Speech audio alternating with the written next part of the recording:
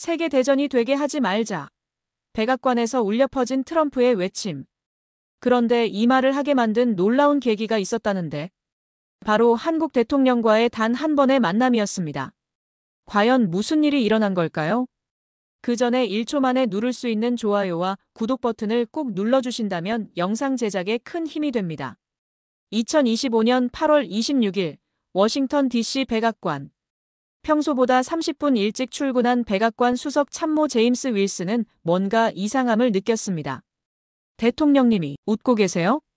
20년간 정치 현장을 지켜온 베테랑 참모도 처음 보는 광경이었어요. 도널드 트럼프 대통령이 집무실에서 혼자 웃으며 뭔가를 중얼거리고 있었던 것입니다. 피스메이커, 페이스메이커. 정말 재밌는 표현이군. 트럼프가 계속 반복하는 말이었어요. 윌슨 참모가 조심스럽게 물었습니다. 대통령님, 무슨 좋은 일이 있으셨나요? 트럼프의 대답은 의외였어요. 어제 만난 한국 대통령 말이야. 정말 인상적이었어. 내가 딜메이커라고 자부해왔는데 그 사람은 나를 피스메이커라고 부르더군. 사실 트럼프는 전날 밤 거의 잠을 이루지 못했습니다. 이재명 한국 대통령과의 정상회담에서 들은 그 한마디가 계속 머릿속을 맴돌았거든요. 이 문제를 풀 수 있는 유일한 인물은 트럼프 대통령입니다. 대통령께서 피스메이커를 하시면 저는 페이스메이커로 열심히 지원하겠습니다. 미국 정치 역사상 가장 논란 많은 대통령이라는 평가를 받아온 트럼프였지만 피스메이커라는 단어는 그의 마음 깊은 곳을 건드린 것 같았어요. 백악관 국가안보회의실에서는 긴급 브리핑이 열리고 있었습니다. 마코 루비오 국무장관과 피트 헤그세스 국방장관, 그리고 스티브 위트코프 평화협상 특사가 모였어요. 루비오 장관이 먼저 입을 열었습니다. 대통령님이 오늘 아침부터 계속 한국 이야기만 하십니다. 뭔가 큰 결심을 하신 것 같은데. 위트코프 특사가 고개를 끄덕였어요. 저도 느꼈습니다. 어제 회담 후 대통령님 표정이 완전히 달라졌어요. 마치 새로운 사명감을 얻으신 것 같더라고요. 헤그세스 국방장관은 의아해했습니다. 한국 대통령이 도대체 뭔 말을 한 거죠? 트럼프 대통령을 이렇게 변화시킬 만한? 그때 문이 열리며 트럼프가 들어왔습니다. 평소와는 다른 진지한 표정이었어요. 여러분, 오늘은 특별한 날이 될 것 같습니다. 트럼프의 첫 마디였어요. 한국 대통령이 제게 준 영감으로 우리는 진정한 세계 평화를 만들어낼 겁니다. 참모들은 서로 눈을 마주쳤어요. 이게 정말 그 트럼프가 맞나 싶을 정도였거든요. 대통령님, 구체적으로 어떤 계획을 갖고 계신가요? 루비오 장관이 조심스럽게 물었습니다. 트럼프는 잠시 창밖을 바라보더니 말했어요. 한국 대통령이 저를 피스메이커라고 불렀어요. 단순한 외교 사교사가 아니었어요. 진심이었죠. 그 진심이 저를 움직인 겁니다. 들어보세요. 한국이라는 나라가 얼마나 대단한지 아세요? 70년 전만 해도 세계 최빈국 중 하나였던 나라가 지금은 세계 10위 경제대국이 되었어요. 더 놀라운 건 그들이 분단국가임에도 불구하고 평화를 추구하는 철학을 잃지 않았다는 거예요. 윌슨 참모가 메모를 하며 물었습니다. 그래서 오늘 국무회의를 3시간으로 잡으신 건가요? 맞습니다. 트럼프의 대답이었어요. 오늘은 미국이 그리고 제가 진정한 평화를 위해 무엇을 할 수 있는지 세계에 보여주는 날입니다. 한국 대통령이 보여준 그 철학을 우리도 실천할 때가 됐어요. 사실 트럼프는 어제 한국 대통령으로부터 특별한 선물을 받았습니다. 바로 방명록에 쓸 때 사용했던 만년필이었어요. 그런데 그 만년필에 새겨진 글귀가 트럼프의 마음을 사로잡았던 것입니다. 피스 스루 스트렝크스, 스트렝크스 스루 위즈덤. 힘을 통한 평화, 지혜를 통한 힘. 이것이 바로 한국이 70년간 분단 상황에서도 놀라운 발전을 이루며 평화를 추구해온 철학이었어요. 트럼프는 이 글귀를 보며 깊은 감동을 받았던 것입니다. 여러분, 한국은 우리에게 진정한 리더십이 무엇인지 보여줬습니다. 트럼프가 계속 말했어요. 무력으로 모든 걸 해결하려 하는 것이 아니라 지혜로운 힘으로 평화를 만드는 것. 그것이 진정한 강대국의 자세라는 걸 배웠어요. 위트코프 특사가 놀라며 말했습니다. 대통령님, 그렇다면 오늘 우크라이나와 중동 문제에 대해서도? 물론입니다. 트럼프의 목소리에 힘이 들어갔어요. 한국식 접근법을 써보겠습니다. 강압이 아닌 지혜, 위협이 아닌 협력으로 말이에요. 바로 그 순간 백악관 전체에 새로운 에너지가 흐르기 시작했습니다. 30년 백악관 근무 경력의 청소부 할머니도 오늘 뭔가 다르다고 느낄 정도였어요. 오전 10시, 드디어 역대 최장 시간인 3시간 17분의 국무회의가 시작되었습니다.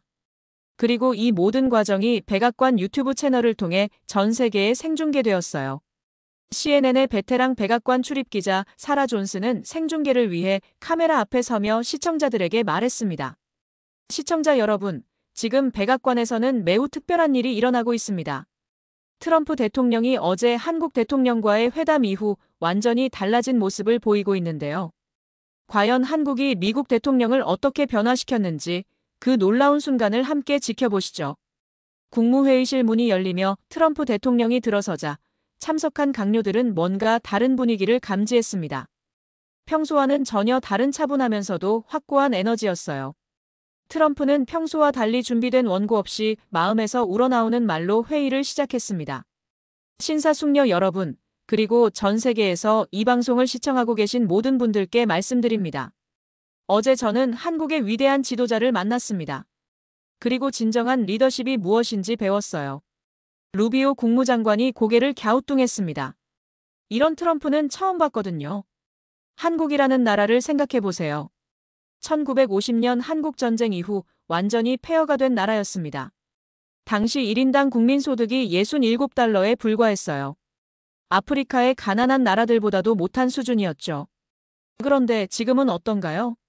트럼프가 잠시 멈추더니 강요들을 둘러보았습니다.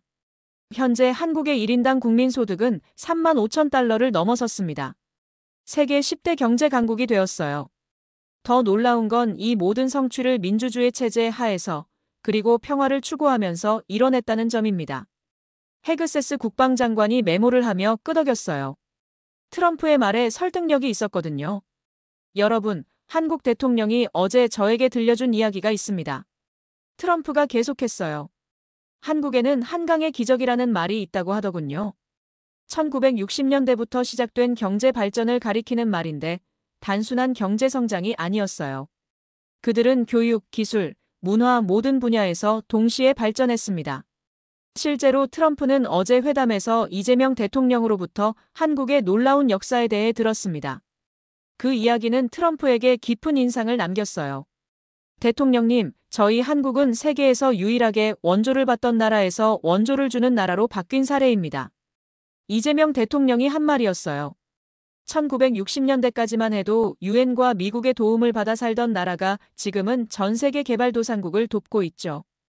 트럼프는 이 말에 크게 감동받았습니다. 그리고 더욱 놀라운 이야기가 이어졌어요.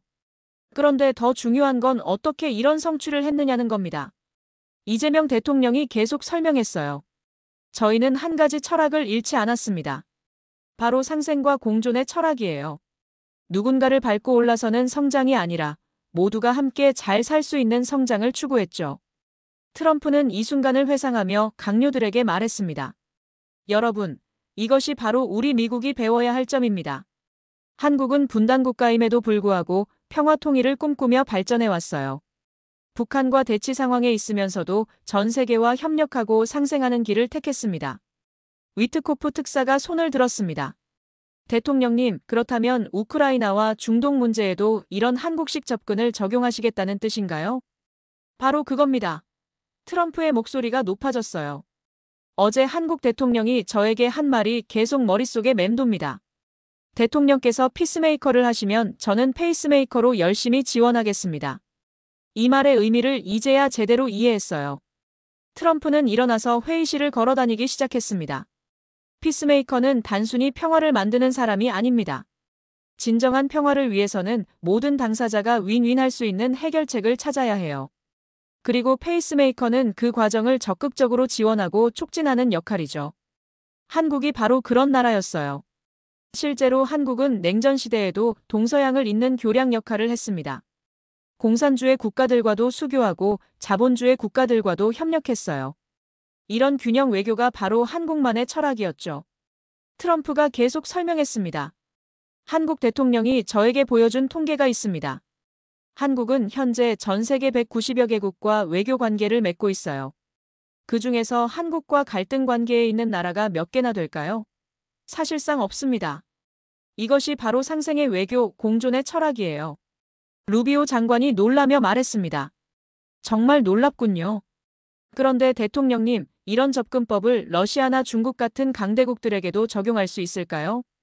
트럼프가 미소를 지으며 대답했어요. 바로 그 점에서 한국이 우리에게 희망을 보여줬습니다. 한국은 중국과 러시아와도 좋은 관계를 유지하고 있어요. 동시에 미국과는 철통 같은 동맹 관계를 맺고 있죠. 이것이 가능한 이유가 뭐라고 생각하세요? 헤그세스 장관이 생각해보더니 답했습니다. 아마도 원칙이 있으면서도 유연한 접근법 때문이 아닐까요? 정확합니다. 트럼프가 박수를 쳤어요. 한국 대통령이 어제 저에게 설명해 준 것이 바로 그겁니다. 그들은 핵심 가치와 원칙은 절대 포기하지 않으면서도 상대방의 입장을 이해하고 공통점을 찾으려 노력해요. 트럼프는 잠시 멈추더니 감동적인 표정으로 말했습니다. 어제 한국 대통령이 제게 준 만년필을 보세요. 트럼프가 주머니에서 만년필을 꺼냈어요. 여기에 새겨진 글귀가 피스 스루 스트렝크스, 스트렝크스 스루 위즈덤입니다. 힘을 통한 평화, 지혜를 통한 힘. 이것이 바로 한국의 철학이에요. 강요들이 모두 만년필을 바라봤습니다. 그 작은 선물이 미국 대통령을 완전히 변화시킨 것 같았어요. 우리는 지금까지 스트렝크스 스루 포스를 추구해왔습니다. 트럼프가 진지하게 말했어요. 하지만 한국이 보여준 것은 스트렝크스 스루 위즈덤이에요. 지혜로운 힘이 진정한 힘이라는 걸 깨달았습니다. 위트코프 특사가 흥분하며 말했습니다. 대통령님, 그렇다면 오늘부터 우리의 외교 정책이 완전히 바뀌는 건가요? 트럼프가 고개를 끄덕였어요. 맞습니다. 오늘부터 우리는 한국이 보여준 상생의 철학을 실천할 것입니다. 우크라이나 문제든 중동 문제든 모든 갈등의 해결책을 윈-윈 방식으로 찾아보겠어요. 이때 윌슨 참모가 시계를 보며 말했습니다. 대통령님, 예정된 회의 시간이 거의 다 되어 갑니다. 아니, 오늘은 특별한 날입니다. 트럼프가 단호하게 말했어요. 한국이 우리에게 보여준 이 위대한 철학을 전 세계에 제대로 알리는 것이 우리의 의무예요. 회의를 3시간 17분까지 연장합니다. 모든 과정을 생중계하면서 말이에요. 바로 그 순간 전 세계가 한국의 위대함을 목격하게 될 역사적인 순간이 시작되었습니다. 한국의 철학이 세계 최강국 미국의 대통령을 완전히 변화시킨 것입니다. 백악관 국무회의실에서 역사적인 순간이 펼쳐지고 있었습니다. 트럼프 대통령이 한국에서 배운 철학을 바탕으로 세계 평화에 대한 새로운 비전을 제시하기 시작한 것이었어요. 여러분, 지금부터 제가 한국 대통령으로부터 배운 구체적인 사례들을 말씀드리겠습니다. 트럼프가 카메라를 정면으로 바라보며 말했어요. 한국이 어떻게 불가능을 가능으로 만들었는지 보시죠. 전 세계 언론들이 이 장면을 주목하기 시작했습니다. BBC의 워싱턴 특파원 데이비드 스미스는 급히 런던 본사에 보고했어요. 본사, 지금 백악관에서 전례 없는 일이 벌어지고 있습니다. 트럼프 대통령이 한국을 극찬하면서 자신의 정책 방향을 완전히 바꾸겠다고 선언하고 있어요. 트럼프는 계속해서 한국의 놀라운 성취들을 하나씩 설명했습니다. 1988년 서울 올림픽을 기억하시나요? 트럼프가 말했어요. 당시 한국은 분단 국가였음에도 불구하고 전 세계 160개국이 참여하는 역대 최대 규모의 올림픽을 성공적으로 개최했습니다.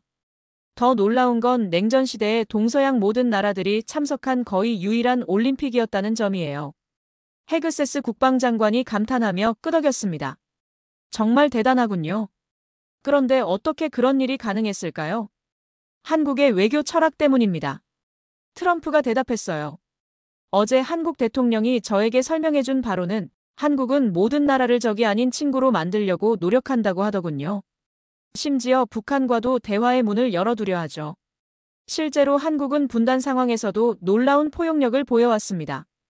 2018년 평창 동계올림픽에서는 북한과 공동 입장을 하며 전 세계를 감동시켰어요. 트럼프가 더욱 열정적으로 말했습니다. 그런데 더 놀라운 게 있습니다. 한국은 2002년 월드컵에서도 기적을 만들어냈어요. 일본과 공동 개최했는데 한일 관계가 좋지 않았음에도 불구하고 성공적으로 치러냈습니다. 그리고 한국이 4강에 진출했을 때 전 세계가 감동받았죠. 루비오 장관이 궁금해하며 물었습니다.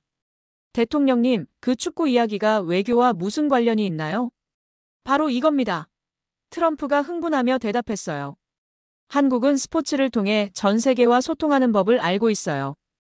2002년 월드컵 때 붉은 악마라는 응원단이 있었는데 그들은 한국 팀뿐만 아니라 다른 나라 팀도 응원했습니다. 이것이 바로 한국식 상생의 정신이에요. 이때 CNN의 백악관 출입기자가 질문했습니다. 대통령님, 그렇다면 이런 한국의 철학을 구체적으로 어떻게 미국 외교에 적용하시겠습니까?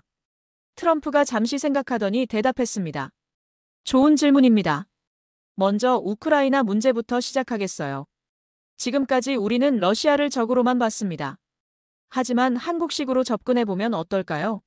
러시아도 결국 자국의 안보를 걱정하는 나라예요.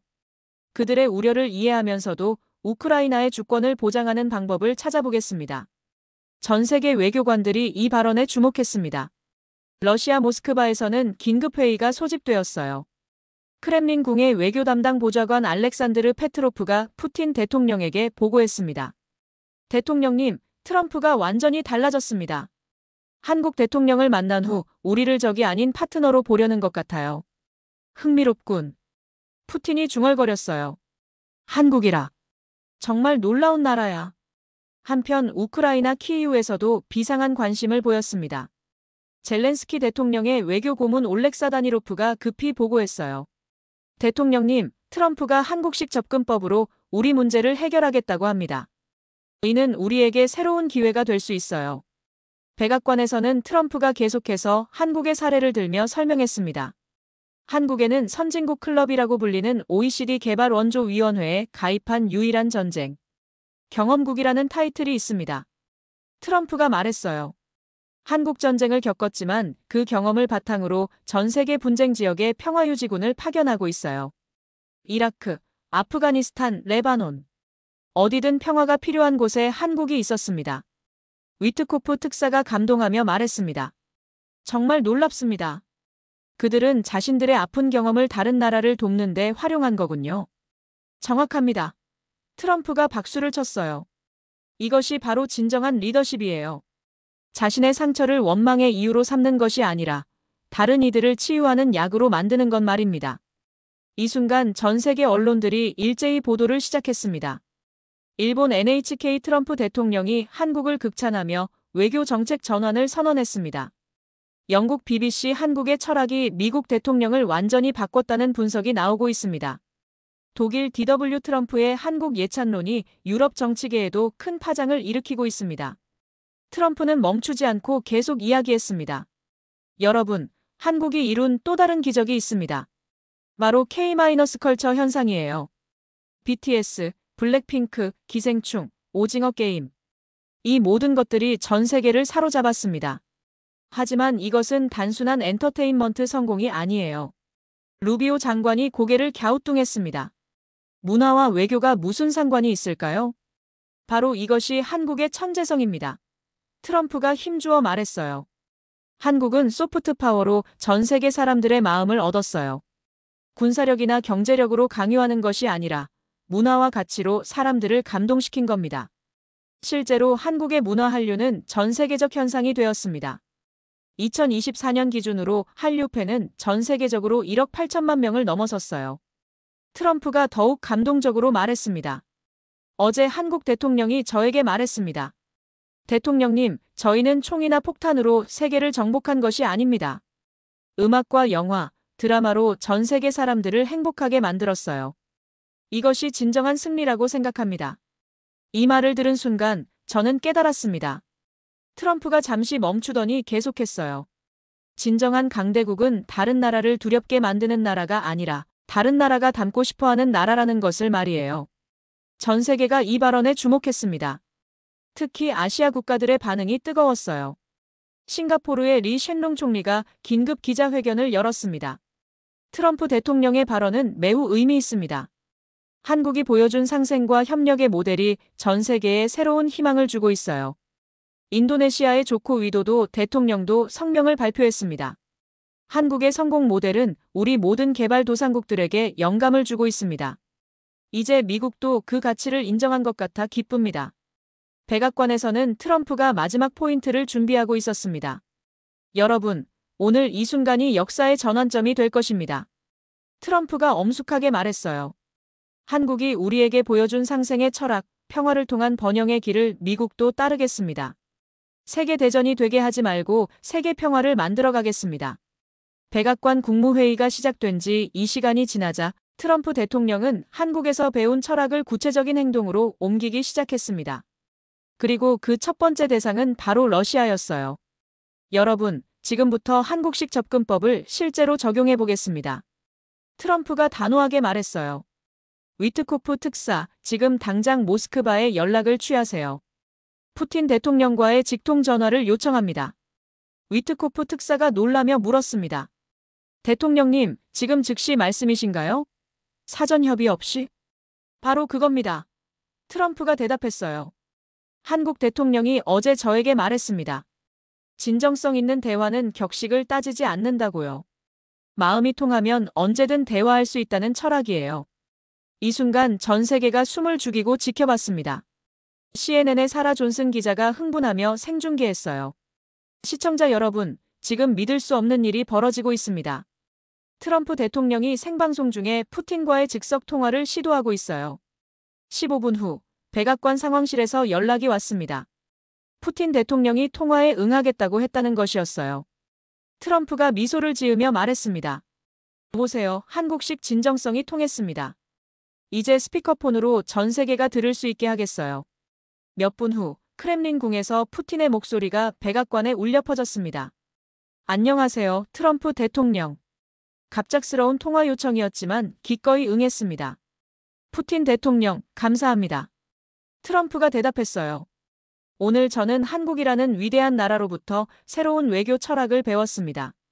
그래서 당신과 직접 대화하고 싶었어요. 한국이요? 푸틴도 관심을 보였습니다. 흥미롭군요. 어떤 철학인가요? 한국은 70년간 분단 국가로 살면서도 평화를 포기하지 않았습니다. 트럼프가 설명했어요. 그들은 상대방을 적으로만 보지 않고 언젠가는 함께 살아가야 할 이웃으로 본다고 하더군요.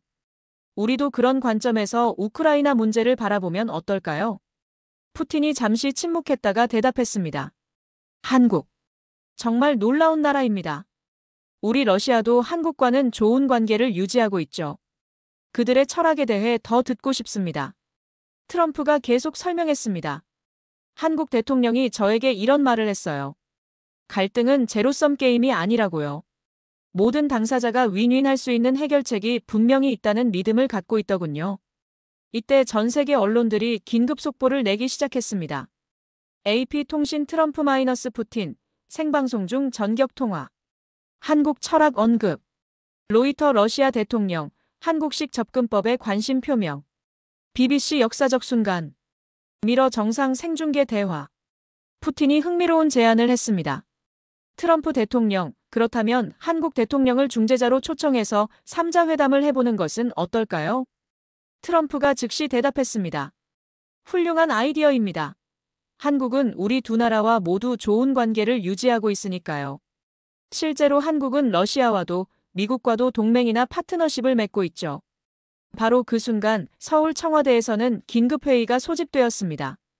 이재명 대통령의 외교안보 수석비서관 김정훈이 급히 보고했어요.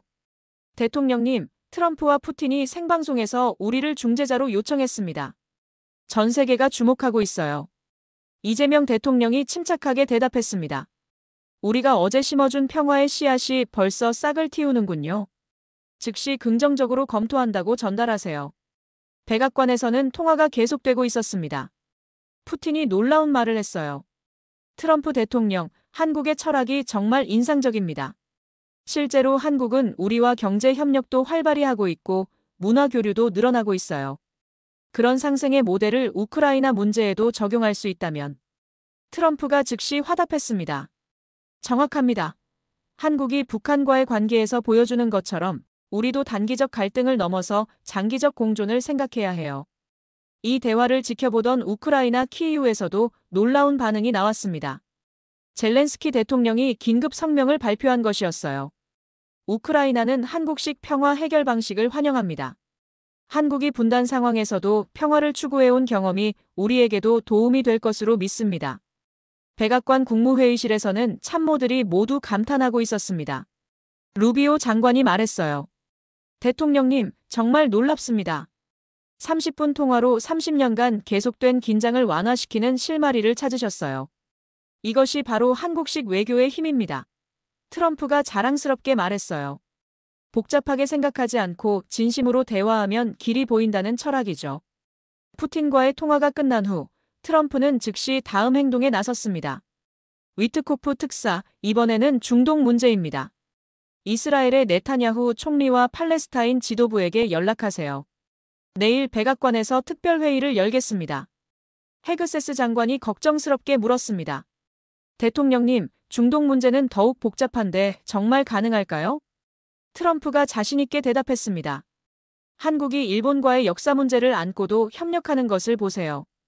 2002년 월드컵 공동 개최, 경제 협력, 북핵 문제 공동 대응. 불가능해 보이는 것들을 가능하게 만드는 것이 바로 한국의 힘입니다. 실제로 한국과 일본은 복잡한 역사 문제에도 불구하고 실용적 협력을 지속해왔습니다. 이것이 바로 트럼프가 배운 한국식 상생의 지혜였어요. 트럼프가 계속 말했습니다. 한국 대통령이 어제 저에게 들려준 말이 있습니다. 과거의 상처는 인정하되 미래의 희망을 포기하지 않는다고 하더군요. 이스라엘과 팔레스타인도 이런 접근법이 필요해요. 그때 백악관 상황실에서 연락이 왔습니다. 네타냐후 총리가 내일 회의 참석을 승낙했다는 소식이었어요. 트럼프가 기뻐하며 말했습니다. 보세요. 한국식 진정성이 또 통했습니다. 이제 팔레스타인 지도부의 응답만 기다리면 돼요. 30분 후 팔레스타인 지도부에서도 긍정적인 답변이 왔습니다. 세계가 놀라는 순간이었어요. CNN의 사라 존슨 기자가 흥분하며 보도했습니다. 신기한 일이 벌어지고 있습니다. 트럼프 대통령이 한국에서 배운 철학으로 불과 몇 시간 만에 러시아, 이스라엘, 팔레스타인 모두를 대화 테이블로 이끌어냈어요. 트럼프가 카메라를 향해 말했습니다. 여러분, 이것이 바로 한국의 위대함입니다. 그들은 불가능을 가능으로 만드는 민족이에요. 분단 국가에서 세계 10위 경제대국으로, 전쟁의 폐허에서 문화, 강국으로 원조를 받던 나라에서 원조를 주는 나라로. 한국이 보여준 모든 기적이 바로 이런 철학에서 나온 것입니다. 바로 그 순간 서울에서 특별한 소식이 전해졌습니다. 이재명 대통령이 긴급 기자회견을 열어 미러 우크라이나 3자 중재회담과 중동 평화회담 모두에 적극 참여하겠다고 발표한 것이었어요. 전 세계가 한국의 평화 철학에 주목하는 역사적인 하루였습니다. 트럼프의 놀라운 변화 소식이 전 세계로 퍼져나가자 각국의 지도자들이 하나둘 한국의 철학에 주목하기 시작했습니다.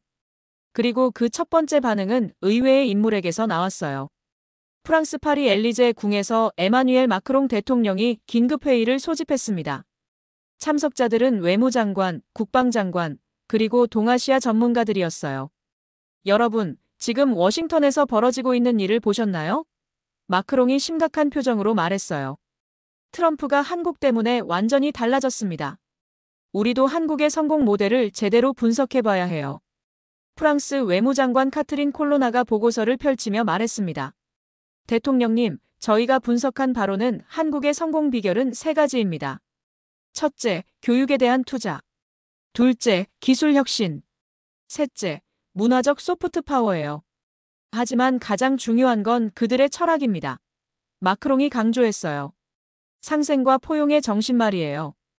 프랑스도 이런 접근법을 배워야 합니다. 바로 그때 독일 베를린에서도 비슷한 회의가 열리고 있었습니다. 올라프 숄츠 총리가 참모들에게 지시했어요. 한국 모델을 즉시 연구하십시오. 그들이 어떻게 분단 상황에서도 평화를 추구하며 발전했는지 알고 싶습니다. 우리 유럽연합에도 적용할 수 있는 부분이 있을 거예요. 독일 외무장관 아날레나 베어보크가 흥미롭게 말했습니다. 총리님, 사실 한국은 우리 독일과 매우 비슷한 경험을 했습니다. 분단 국가였다는 점에서 말이에요. 하지만 그들은 우리와는 다른 방식으로 문제를 해결해 나가고 있어요. 어떤 점이 다른가요? 숄츠가 궁금해했습니다. 우리는 통일을 통해 분단을 극복했지만 한국은 분단 상태에서도 평화를 만들어가고 있어요. 베어보크가 설명했어요. 더 놀라운 건 그 과정에서 세계적인 문화 강국이 되었다는 점입니다. 한편 중국 베이징 중남회에서는 시진핑 주석이 특별 보고를 받고 있었습니다. 중국 외교부장 칭강이 신중하게 말했어요. 주석님, 트럼프의 변화가 우리에게는 기회가 될 수 있습니다. 한국식 상생 외교를 통해 미중 관계도 개선할 수 있을 것 같아요. 시진핑이 고개를 끄덕이며 말했습니다. 한국은 정말 지혜로운 나라군. 우리와도 좋은 관계를 유지하면서 미국과도 동맹을 맺고 있지. 이런 균형 외교를 우리도 배울 필요가 있어. 그때 중국 국무원에서 놀라운 제안이 나왔습니다. 주석님, 한중일 정상회담을 서울에서 개최하는 것은 어떨까요? 한국의 중재로 동북아시아 평화를 만들어 보자고 제안하면 어떨지요? 좋은 아이디어다. 시진핑이 즉시 동의했어요. 한국이 보여준 평화 철학을 우리도 실천해보자. 일본 도쿄에서도 기시다 후미오 총리가 긴급 강요회의를 소집했습니다. 여러분, 지금 전 세계가 한국을 주목하고 있습니다. 기시다가 말했어요. 우리 일본도 한국과의 관계를 더욱 발전시켜야 해요. 일본 외무대신 하야시 요시마사가 보고했습니다. 총리님, 사실 한국과 일본은 이미 많은 분야에서 협력하고 있습니다. 경제, 안보, 문화 교류 등에서 말이에요. 하지만 국민 감정 차원에서는 아직 갈 길이 멀죠. 그래서 더욱 한국의 철학을 배워야 합니다. 기시다가 강조했어요. 그들은 과거를 잊지 않으면서도 미래를 포기하지 않는 지혜를 보여주고 있어요. 바로 그 순간 영국 런던에서는 키어 스타머 총리가 한국 대사를 긴급 면담하고 있었습니다.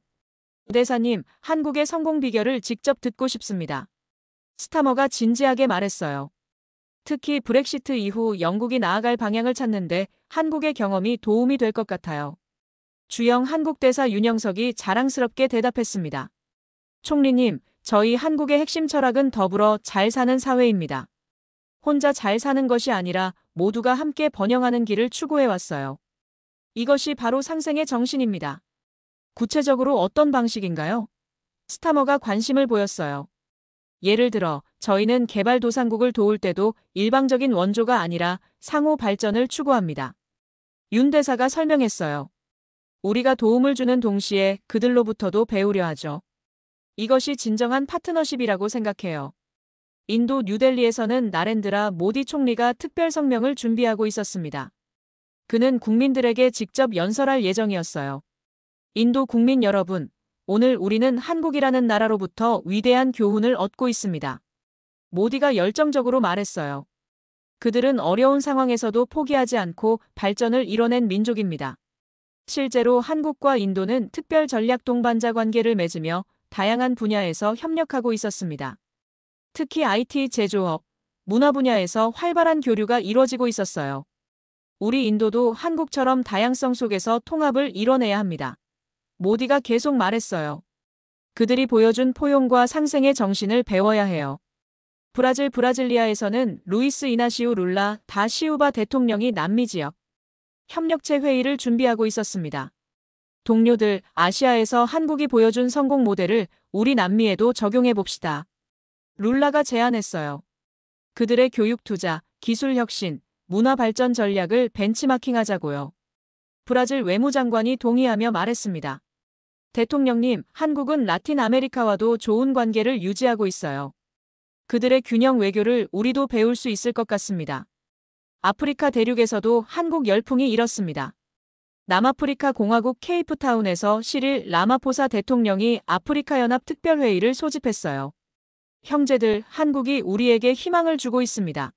라마포사가 힘차게 말했어요. 그들은 가난에서 부유함으로, 분열에서 협력으로, 절망에서 희망으로 나아간 민족입니다. 케냐의 윌리엄 루토 대통령이 화상으로 참여하며 말했습니다. 한국의 새마을 운동 같은 지역개발 모델을 우리 아프리카에도 적용해보면 어떨까요?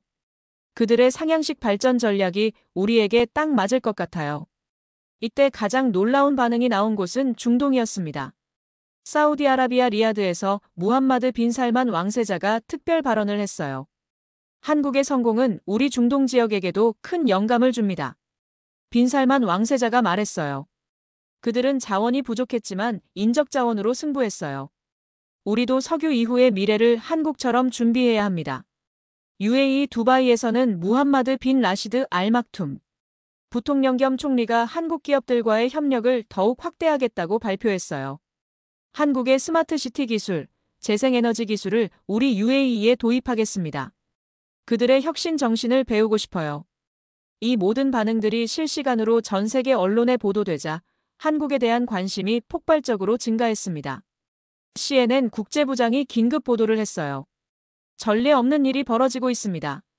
하루 만에 전 세계 주요국 정상들이 모두 한국을 언급하며 한국 모델을 배우겠다고 선언했어요. BBC 아시아 담당 기자도 흥분하며 보도했습니다. 한국 신드롬이 전 세계를 휩쓸고 있습니다. 이제 K-파프, K-드라머를 넘어서 K-디플로머시, K-펄라서피까지 주목받고 있어요. 서울 청와대에서는 이재명 대통령이 긴급 국무회의를 소집했습니다. 장관들, 전 세계가 우리를 주목하고 있습니다. 이재명 대통령이 엄숙하게 말했어요. 이는 큰 영광이지만 동시에 큰 책임이기도 해요. 우리가 보여준 철학을 더욱 발전시켜 진정한 세계 평화에 기여해야 합니다. 외교부 장관이 보고했습니다. 대통령님, 현재 30여 개국에서 한국과의 협력 확대를 요청해왔습니다. 특히 평화중재, 경제발전 모델, 문화교류 등에서 한국의 역할을 기대하고 있어요. 바로 그 순간 전 세계가 한국을 새로운 눈으로 바라보기 시작한 역사적인 전환점이었습니다. 전 세계가 한국을 주목하는 가운데 서울 청와대에서는 이재명 대통령이 국민과 세계를 향한 특별 연설을 준비하고 있었습니다. 하지만 그의 접근법은 세계가 예상한 것과는 달랐어요. 국민 여러분, 그리고 전 세계 시청자 여러분. 이재명 대통령이 차분하고 겸손한 목소리로 연설을 시작했어요. 오늘 많은 나라에서 우리 대한민국에 관심을 보여주셔서 감사합니다. 하지만 저는 먼저 한 가지 분명히 말씀드리고 싶어요. 전 세계가 숨죽이며 한국 대통령의 다음 말을 기다렸습니다. 우리 한국이 이룬 성과는 우리 혼자만의 힘이 아닙니다. 이재명 대통령이 계속 말했어요. 한국전쟁 이후 우리를 도와준 모든 나라들, 특히 미국을 비롯한 우방국들의 도움이 있었기에 가능했습니다. 그리고 무엇보다 전 세계에서 한국을 믿고 투자해주신 모든 분들 덕분입니다. 워싱턴 백악관에서 이 연설을 지켜보던 트럼프 대통령이 감탄하며 말했습니다. 보세요. 이것이 바로 한국의 위대함입니다. 성공했을 때도 겸손함을 잃지 않아요. 자신들만의 성취라고 자랑하지 않고 도움을 준 모든 사람들에게 감사를 표하고 있어요. 이재명 대통령의 연설이 계속되었습니다. 우리가 분단 상황에서도 발전할 수 있었던 것은 한 가지 믿음 때문이었습니다. 바로 혼자 가면 빨리 갈 수 있지만 함께 가면 멀리 갈 수 있다는 아프리카 속담과 같은 철학이었어요. 이 말을 듣던 아프리카 각국 대통령들이 놀라워했습니다. 남아공의 라마포사 대통령이 참모들에게 말했어요. 한국 대통령이 우리 아프리카 속담을 인용하네요. 정말 전 세계를 품는 마음을 가진 지도자군요. 이재명 대통령이 더욱 감동적으로 말했습니다. 우리 한국이 오늘날 있을 수 있었던 것은 세 가지 덕분입니다. 첫째, 어려울 때 도와준 친구들이 있었기 때문입니다. 둘째, 실패를 두려워하지 않고 도전한 우리 국민들이 있었기 때문입니다. 셋째, 언젠가는 모든 갈등이 해결될 것이라는 희망을 잃지 않았기 때문입니다. 중국 베이징에서 이 연설을 보던 시진핑 주석이 측근들에게 말했습니다. 한국의 이런 철학이야말로 진정한 대국의 품격이군. 우리도 배울 점이 많다. 이재명 대통령의 연설에서 가장 놀라운 부분이 나왔습니다. 그래서 오늘 저는 전 세계를 향해 새로운 제안을 하고자 합니다. 바로 글로벌 상생 이니셔티브입니다. 이는 어떤 한 나라가 주도하는 것이 아니라 모든 나라가 각자의 강점을 나누며 함께 발전하는 새로운 협력 모델입니다. 전 세계 외교관들이 주목했습니다. 이는 기존의 어떤 국제 협력 모델과도 다른 혁신적인 제안이었어요. 예를 들어, 우리 한국은 교육과 기술 혁신의 경험을 나눌 수 있습니다. 이재명 대통령이 구체적으로 설명했어요. 동시에 우리는 자원이 풍부한 나라들로부터 배우고 문화가 다양한 나라들로부터 영감을 얻고 싶습니다. 이것이 진정한 상생이라고 생각해요. 독일 베를린에서 이 제안을 들은 숄츠 총리가 즉시 외무장관을 불렀습니다. 장관, 한국의 이 제안을 적극 검토해보세요. 유럽연합도 참여할 수 있는 방안을 찾아보겠습니다. 이재명 대통령이 더욱 구체적인 비전을 제시했습니다. 첫 번째로 평화중재 네트워크를 만들고자 합니다. 갈등이 있는 지역에 여러 나라가 함께 참여해서 해결책을 찾는 것이에요. 어제 트럼프 대통령과 푸틴 대통령이 우리에게 중재를 요청해 주셨는데 이를 한국 혼자가 아니라 평화를 사랑하는 모든 나라들과 함께 하고 싶습니다. 프랑스 파리에서 마크롱 대통령이 흥분하며 말했습니다. 훌륭한 아이디어입니다.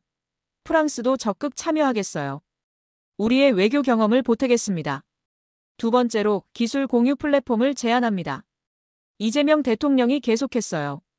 각 나라의 혁신 기술을 서로 나누어 모든 나라가 발전할 수 있도록 하는 것입니다. 예를 들어 우리의 반도체 기술, 독일의 자동차 기술, 일본의 로봇 기술을 함께 연구한다면 더 큰 성과를 낼 수 있을 거예요. 일본 도쿄에서 기시다 총리가 즉시 긍정적인 반응을 보였습니다. 한국의 제안에 일본도 적극 동참하겠습니다. 우리의 기술력을 아낌없이 공유하겠어요. 세 번째는 문화교류 확대입니다. 이재명 대통령의 목소리에 더욱 힘이 들어갔어요. 한류가 전 세계에 퍼진 것처럼 모든 나라의 문화가 서로 만나고 어우러질 수 있는 기회를 만들고 싶습니다.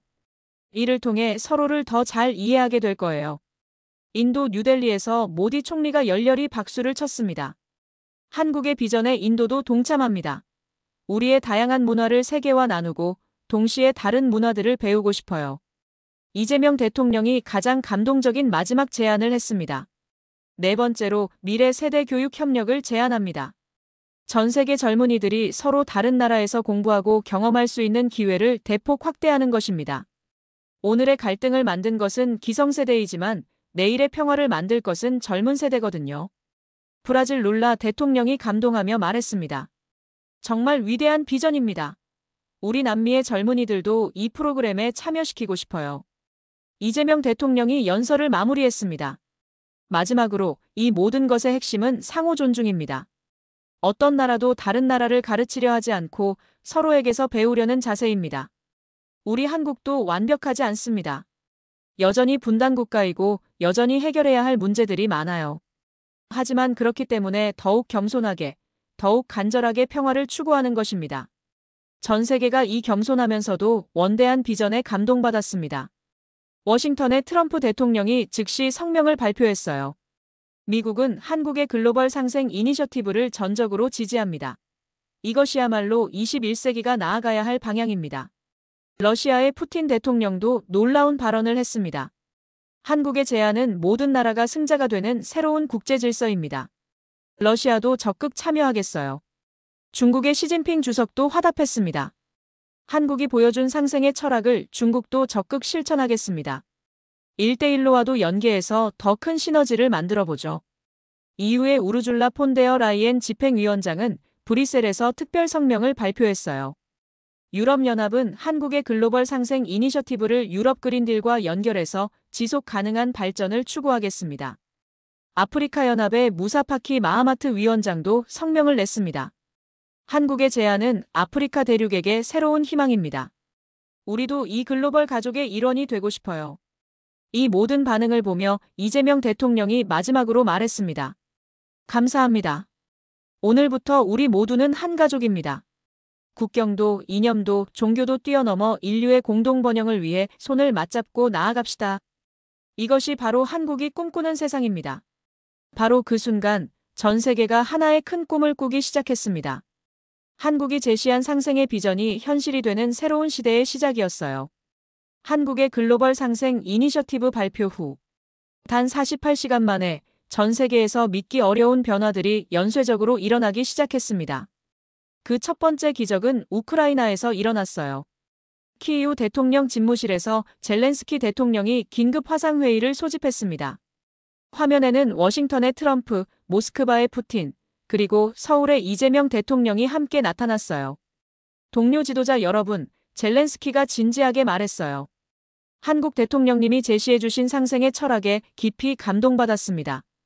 우크라이나도 이 정신으로 평화의 길을 찾고 싶어요. 푸틴 대통령이 놀라운 제안을 했습니다. 젤렌스키 대통령, 저도 한국식 접근법을 시도해보고 싶습니다. 우선 인도주의적 지원부터 시작하면 어떨까요? 양측이 민간인 보호에 먼저 합의하는 건 말입니다. 트럼프가 즉시 호응했어요. 훌륭한 아이디어입니다. 미국도 인도주의적 지원에 전폭적으로 협력하겠습니다. 한국이 보여준 것처럼 작은 협력부터 시작해서 큰 평화를 만들어 봅시다. 이재명 대통령이 중재자로서 제안했습니다. 그렇다면 우선 겨울철 민간인 보호를 위한 인도주의적 휴전부터 시작해보면 어떨까요? 한국이 중재하는 3자위원회를 만들어서 단계별로 접근해 봅시다. 놀랍게도 3시간의 화상회의 끝에 역사적인 합의가 나왔습니다. 우크라이나 전쟁 발발 이후 처음으로 양측이 민간인 보호를 위한 부분적 휴전에 합의한 것이었어요. CNN의 크리스티안 아만푸어가 긴급 생방송으로 보도했습니다. 믿기 어려운 소식을 전해드립니다. 우크라이나 전쟁 당사자들이 한국의 중재로 인도주의적 휴전에 합의했습니다. 이는 한국의 평화, 철학이 실제로 작동한다는 것을 보여주는 역사적인 순간입니다. 같은 시간, 중동에서도 기적이 일어나고 있었습니다. 백악관에서 열린 특별 중동 평화회의에 이스라엘의 네타냐후 총리와 팔레스타인 지도부가 모두 참석했어요. 트럼프가 회의를 시작하며 말했습니다.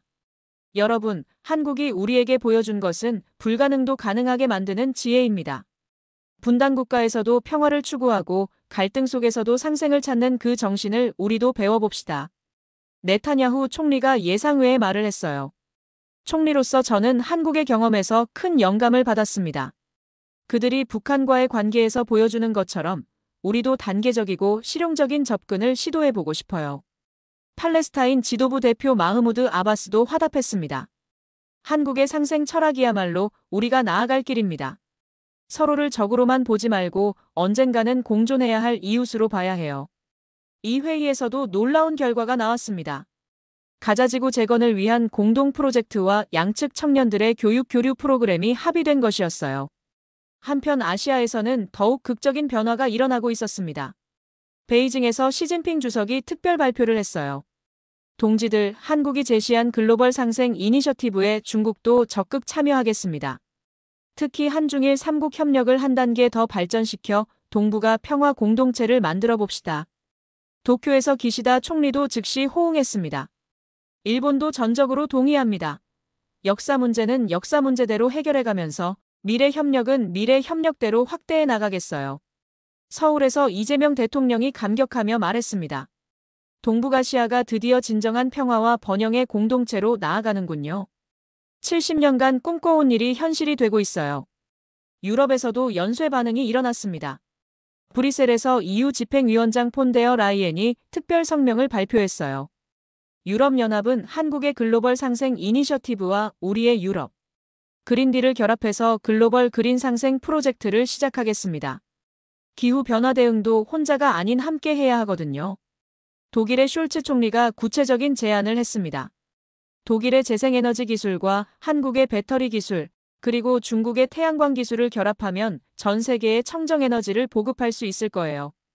아프리카에서는 54개국이 모두 참여하는 아프리카-한국 상생 개발 파트너십이 출범했습니다. 남아공의 라마포사 대통령이 발표했어요. 한국의 새마을 운동 경험과 우리 아프리카의 우분투 철학을 결합해서 새로운 발전 모델을 만들어 보겠습니다. 이제 아프리카도 원조를 받는 대륙이 아니라 세계와 상생하는 파트너가 될 거예요. 남미에서는 브라질의 룰라 대통령이 주도해서 라틴 아메리카 한국 문화교류 대축제를 발표했습니다. 한류와 라틴 문화가 만나면 어떤 시너지가 날지 정말 기대됩니다. 문화를 통한 상생, 이것이야말로 21세기형 외교죠. 중동에서는 사우디의 빈살만 왕세자가 미래도시 공동개발 프로젝트를 제안했어요. 한국의 스마트시티 기술과 우리의 투자력을 결합해서 전 세계의 미래형 도시를 건설해봅시다. 네옴시티가 그 첫 번째 모델이 될 거예요. 인도의 모디 총리는 디지털 상생 플랫폼을 발표했습니다. 인도의 IT 인력과 한국의 기술력을 결합해서 전 세계 모든 나라가 디지털 혜택을 누릴 수 있도록 하겠습니다. 이 모든 발표들이 연달아 나오자 전 세계 증시가 동시에 급등했습니다. 다우존스는 5%, 나스닥은 7%, 유럽 증시는 6% 상승했어요. 한국의 코스피는 무려 15% 급등했습니다. 블룸버그 경제분석가 마이클 존슨이 긴급 분석을 내놓았어요. 이는 단순한 주식 상승이 아닙니다. 전 세계가 새로운 협력 모델에 대한 기대감으로 들끓고 있어요. 한국발 상생 경제학이 글로벌 패러다임을 바꾸고 있습니다. 가장 놀라운 변화는 유엔에서 일어났습니다. 안토니우 구테우스 유엔 사무총장이 긴급 총회를 소집했어요. 회원국 여러분, 한국이 제시한 글로벌 상생 이니셔티브를 유엔의 공식 의제로 채택하고 싶습니다. 이는 유엔 창설 이후 가장 혁신적인 국제협력 모델이 될 것입니다. 193개 회원국 중 무려 189개국이 찬성했습니다. 이는 유엔 역사상 최고 수준의 합의였어요. 한국의 반기문 전 유엔 사무총장이 특별 고문으로 위촉되며 감격해했습니다. 우리나라가 세계 평화와 번영을 위해 이런 역할을 할 수 있다니. 한국인으로서 정말 자랑스럽습니다. 노벨평화상 위원회에서는 긴급 회의를 열었습니다. 위원장이 말했어요. 한국의 이재명 대통령과 글로벌 상생 이니셔티브를 특별 후보로 검토해야겠습니다. 이런 실질적인 평화 기여는 노벨평화상의 정신에 정확히 부합해요. 서울에서 이 모든 소식을 지켜보던 이재명 대통령이 국민들에게 말했습니다. 국민 여러분, 이 모든 것은 기적이 아닙니다. 우리가 70년간 쌓아온 평화에 대한 간절함과 상생에 대한 철학이 드디어 세계에 전해진 것뿐이에요. 이제 진짜 시작입니다. 더 큰 꿈을 향해 함께 나아갑시다. 단 48시간 만에 전 세계가 바뀌기 시작한 놀라운 하루였습니다. 한국의 글로벌 상생 이니셔티브 발표 후 한개월이 지난 지금 전 세계는 완전히 새로운 모습으로 변해가고 있었습니다. 그리고 오늘 그 변화의 정점을 보여줄 역사적인 순간이 다가왔어요. 2025년 9월 15일 서울 올림픽 공원 평화의 광장에서는 제1회 글로벌 상생 정상회의가 개막되었습니다. 무려 195개국의 정상들이 모두 서울에 모인 것이었어요. 이는 유엔 총회보다도 많은 참가국 수였습니다. 개막식에서 이재명 대통령이 전 세계를 향해 연설했습니다.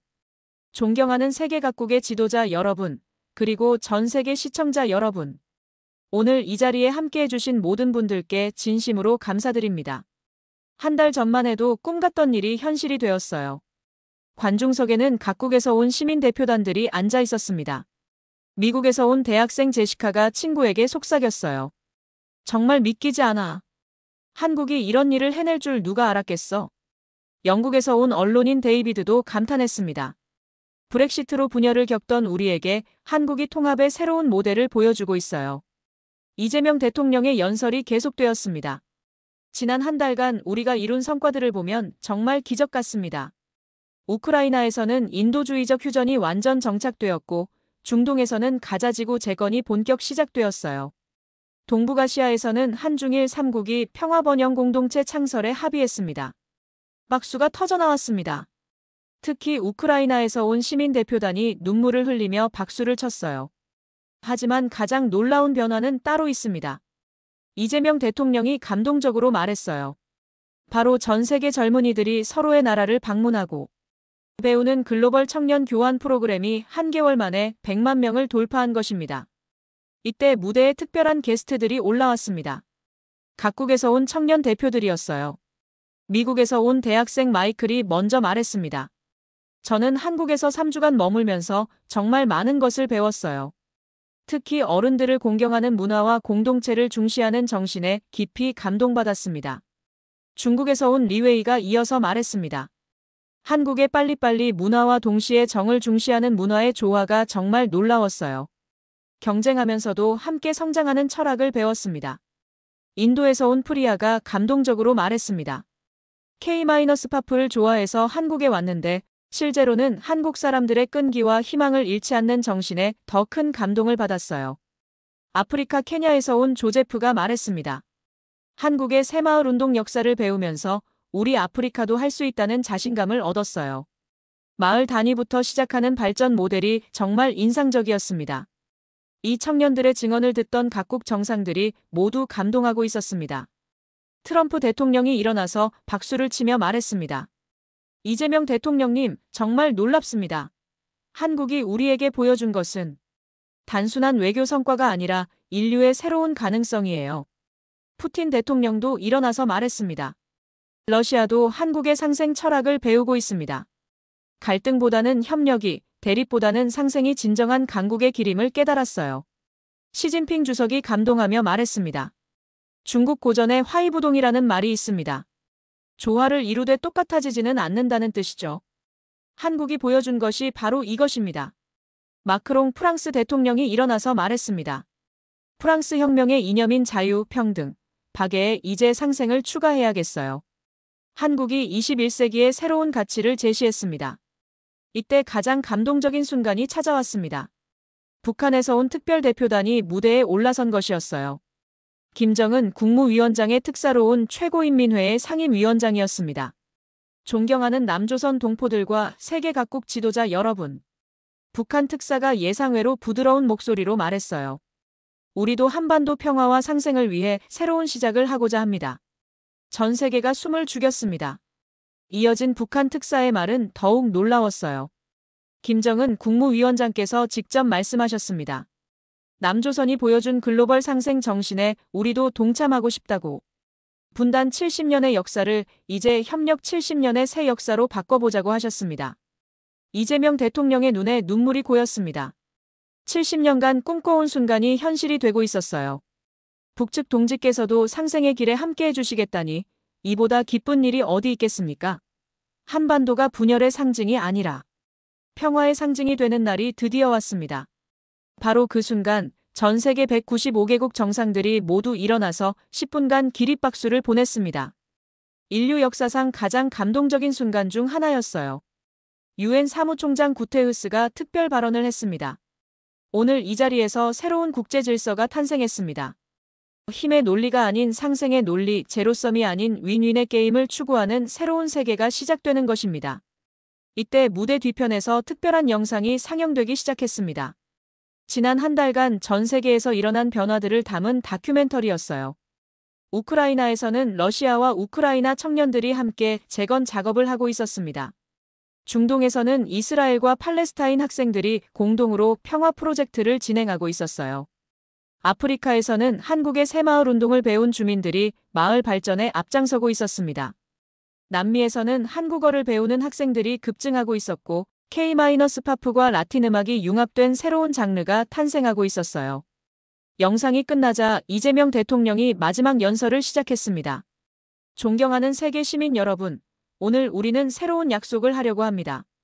195개국이 함께 만든 서울 선언문을 발표하겠습니다. 거대한 스크린에 선언문이 나타났습니다. 각국 언어로 동시에 표시되었어요. 우리 195개국은 오늘 다음과 같이 선언합니다. 첫째, 모든 갈등은 대화와 협력으로 해결한다. 둘째, 모든 발전은 상생과 공존을 추구한다. 셋째, 모든 미래는 젊은 세대가 함께 만들어간다. 195개국 정상들이 동시에 서명하는 모습이 전 세계에 생중계되었습니다. 마지막으로 이재명 대통령이 감동적인 마무리를 했습니다. 70년 전 전쟁의 폐허에서 일어선 우리 한국이 오늘 세계 평화의 중심이 되었습니다. 하지만 이는 한국만의 성취가 아닙니다. 평화를 사랑하는 전 세계 모든 사람들의 꿈이 모여서 이뤄낸 기적입니다. 앞으로 우리의 후손들은 2025년 9월 15일을 기억할 것입니다. 인류가 갈등과 분열을 넘어서 진정한 상생과 협력의 새 시대를 연 날로 말입니다. 그리고 그 중심에 대한민국이 있었다는 것을 우리 모두가 자랑스럽게 기억할 것입니다. 전 세계 75억 인구가 동시에 이 순간을 지켜봤습니다. 한국이 단순한 분단 국가에서 세계 평화의 리더로 우뚝 선 역사적인 순간이었어요.